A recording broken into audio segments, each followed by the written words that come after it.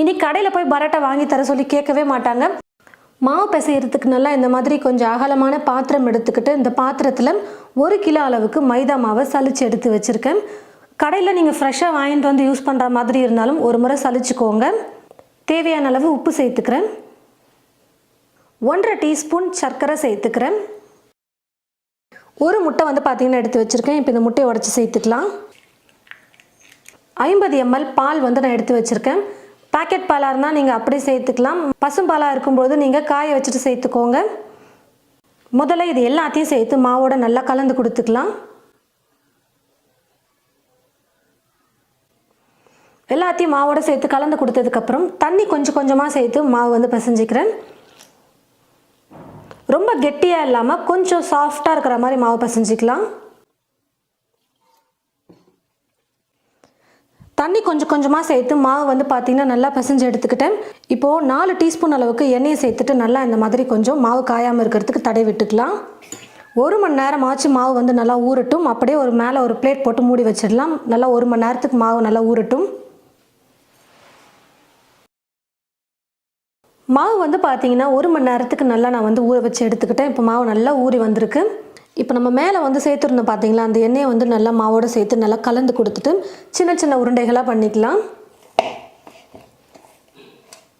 இந்த மாதிரி நம்ம ஒரே மாதிரி மாவு வச்சு இப்படி ப்ரெஸ் பண்ணி எடுக்கும்போது அளவு வந்து பார்த்திங்கன்னா உருண்டை நமக்கு ஒரே மாதிரி கிடைக்கும். இங்கே மேலே வந்து நமக்கு எந்த அளவுக்கு உருண்டை வேணுமோ அந்த அளவுக்கு நம்ம ஃபஸ்ட்டே நம்ம ப்ரெஸ் பண்ணும்போது அதே அளவு பார்த்து நம்ம ஒவ்வொரு முறை மாவு எடுக்கும்போது நமக்கு கரெக்டாக ஒரே அளவில் வந்து பார்த்திங்கன்னா நமக்கு மாவு வந்து உருண்டை பண்ணி எடுக்க முடியும். எல்லா மாவையும் நான் வந்து பார்த்திங்கன்னா இந்த மாதிரி உருண்டை பண்ணி எடுத்து வச்சுக்கிட்டேன். மொத்தமாக மாவை பிசைஞ்சிட்டு 1 மணி நேரம் ஊற வச்சதுக்கப்புறம் இது போல் உங்களுக்கு பரோட்டா எந்த சைஸில் வேணுமோ அதுக்கேற்றது போல் உருண்டைகள் பண்ணி வச்சதுக்கப்புறம் இதுக்கு மேலே கொஞ்சம் எண்ணெயை வந்து நல்லா அப்படி ஊற்றி விட்டுட்டு 1 மணி நேரத்துக்கு ஊற வச்சுக்க போகிறேன். நீங்கள் 1 மணி நேரம் அப்படி இல்லைனா அரை மணி நேரத்துக்கு மாவு வந்து ஊற வச்சா போதும். ஒரு 3-4 டீஸ்பூன் அளவுக்கு எண்ணெயை வந்து இந்த மாதிரி மாவு மேலே சேர்த்துட்டு நல்லா 1 மணி நேரத்துக்கு நான் ஊற வச்சுக்கிறேன். பாருங்கள் ஃப்ரெண்ட்ஸ், 1 மணி நேரத்துக்கு மாவை நல்லா நான் வந்து ஊற வச்சு எடுத்துக்கிட்டேன். மாவு நல்லா சாஃப்டாக ஊறி வந்திருக்கு. இப்போ பரோட்டா செய்ய ஆரம்பிச்சிடலாம். நல்லா மெல்லிஸாக வந்து இந்த மாதிரி தேய்ச்சி எடுத்துக்கலாம்.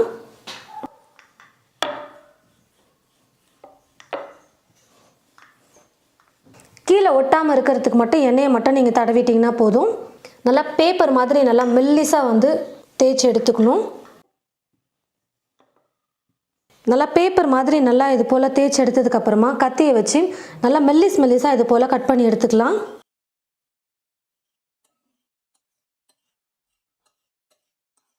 இந்த மாதிரி மெல்லிஸாக வந்து பார்த்தீங்கன்னா கட் பண்ணதுக்கப்புறமா ஒரு ஓரத்துலேருந்து ஒன்று சேர்த்துட்டே வந்தோம்னா போதும். நல்ல லேயர் வந்து நமக்கு கிடைக்கும். கீழே வந்து எண்ணெயை நல்லா ஸ்ப்ரெட் பண்ணி விட்டுட்டு அதுக்கப்புறம் தேய்க்கும் போது நல்லா ஈஸியாக இருக்கும் எடுக்கிறதுக்கு.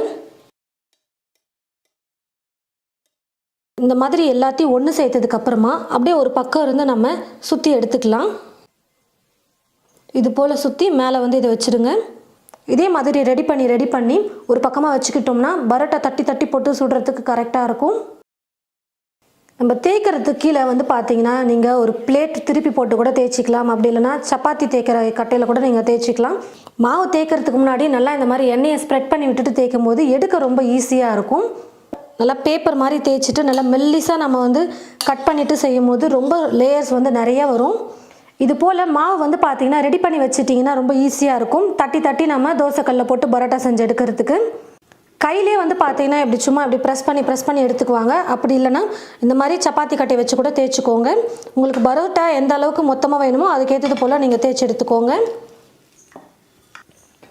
ஸ்டவ் பற்ற வச்சுக்கிட்டு ஸ்டவ் மேலே ஒரு தோசைக்கல் வச்சுட்டு கல் நல்லா சூடு ஏறினதும் எண்ணெய் கொஞ்சமாக சேர்த்துட்டு தட்டி வச்சுருக்கிற பரோட்டா வந்து போட்டுக்கிறேன். ஒரு பக்கம் வெந்ததும் இன்னொரு பக்கம் திருப்பி போட்டுக்கலாம். பரோட்டா 2 பக்கமும் நல்லா வெந்து இந்த மாதிரி கலரும் மாறி வந்துருச்சு. நான் எடுத்துக்கிறேன். இதே போல் எல்லா மாவையும் நம்ம பரோட்டா செஞ்சு எடுத்துக்கலாம்.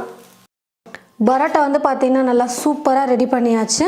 லேயர் வந்து பார்த்திங்கன்னா அவ்வளோ நல்லா சூப்பராக வந்திருக்கு. இப்போ இந்த மாதிரி ஒரு 4-5 பரோட்டா செஞ்சதுமே இப்படி நல்லா அடிச்சுக்கோங்க. அப்போ தான் வந்து பார்த்திங்கன்னா நல்லா சூப்பராக இருக்கும். நல்லா சுட அடிக்கும் போது நல்லா சூப்பராக இருக்கும். சுட செஞ்சுட்டு இந்த மாதிரி நல்லா அடிச்சுட்டு ஒரு பிளேட்டில் சர்வ் பண்ணிட்டிங்கன்னா போதும். பாருங்கள், பரோட்டா நல்லா லேயராக எவ்வளோ சூப்பராக வந்திருக்கு. எத்தனை லேயர் பாருங்கள். எந்த அளவுக்கு லேயர்ஸ் வந்திருக்கு பாருங்கள். நல்லா வெந்தும் வந்துருச்சு. நல்லா சுட சுட இது போல் நைட்டு டின்னருக்கோ இல்லை மதியம் லஞ்சில் இந்த மாதிரி நீங்கள் பரோட்டா செஞ்சு கொடுத்தாலும் ஓகே, வீட்டில் இருக்கிறவங்களுக்கு அவ்வளோ ரொம்ப பிடிக்கும்.